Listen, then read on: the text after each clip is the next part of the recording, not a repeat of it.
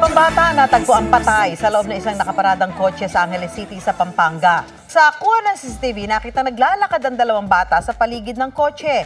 Ito na ang huling nakita sa CCTV. Ayon sa mga pulis, pumasok ang mga bata sa pinto ng passenger seat sa unahan. Batay sa autopsy, suffocation o hindi nakahinga sa loob ng kotse ang dahilan ng pagkamatay ng dalawang bata. Ano nga ba ang dapat gawin para makaiwas sa ganitong pangyayari? Para tulungan tayo, makakasama natin si Senior Fire Officer 1 RJ Argonza ng Bureau of Fire Protection Special Rescue Force. Magandang gabi po sa iyo, Sir RJ. Yung sa mga ganitong pangyayari na nalalak ang mga tao o bata sa loob ng kotse, paano pwede nilang gawin para makalabas sila?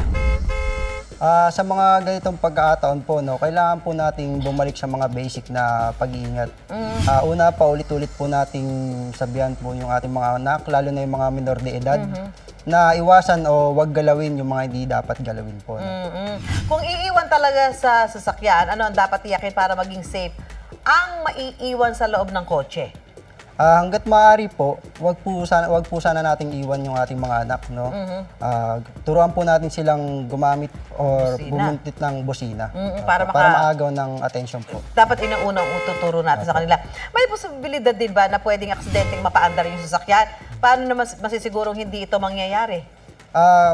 Para makasiguro po tayo, hangga't maaari, huwag po tayong aalis ng sasakyan nang hindi naka-engage po yung handbrake ng sasakyan.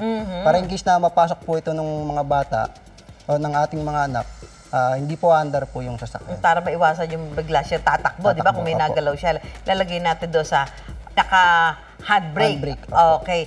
Ay, paano naman, sir, ano ba yung mga dapat gawin? Sakali may nakita tayong na-trap na ba? Una po, subukan po natin yung door handle, baka saaling naka-open lang po siya. Okay. Pag hindi naman po, hanapin po natin yung may-ari ng sasakyan.